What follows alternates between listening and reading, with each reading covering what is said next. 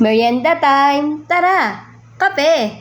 Ulaman pa natin ang isang maligat at masarap na sinukmani o biko. Sa video na ito, ipapakita ko sa inyo kung paano ko niluto ang masarap na merienda natin ngayong hapon. Tara, samahan niyo ako!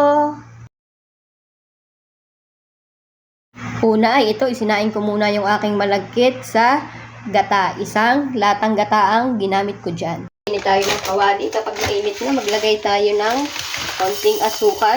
Papasunugin lang natin ito.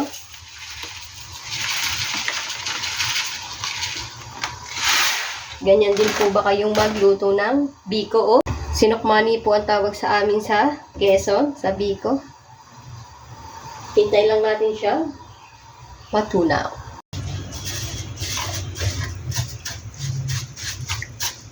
Masarap po kasi yung may konting pait. Kapag po ganito na yung ating asukal, ay ilalagay na po natin yung ating gata.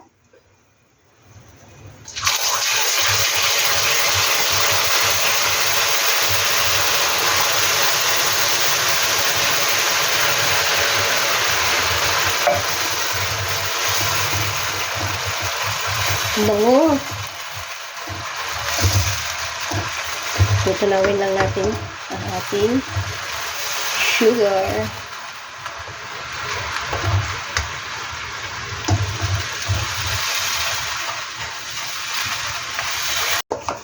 Kapag po kumukulo na, lagyan natin ng konting pambalanse ng lasa, asin.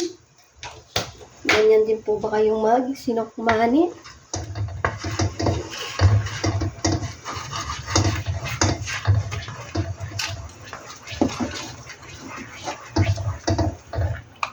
Pag po ganyan na ay pwede na natin ilagay yung ating sinaing sa gata.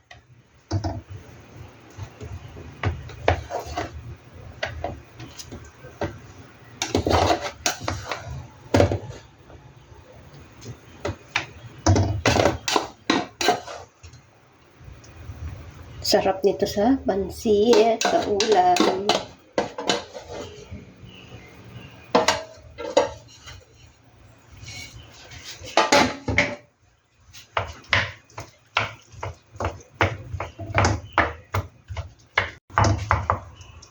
Halo-haloin lang natin.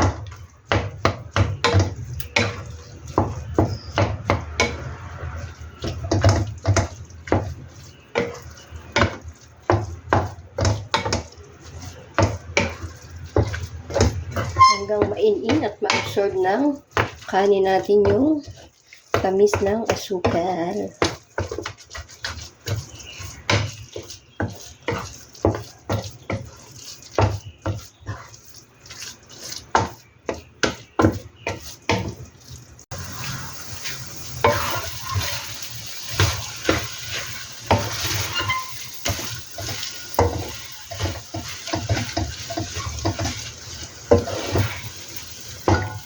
Inin lang natin ng konti.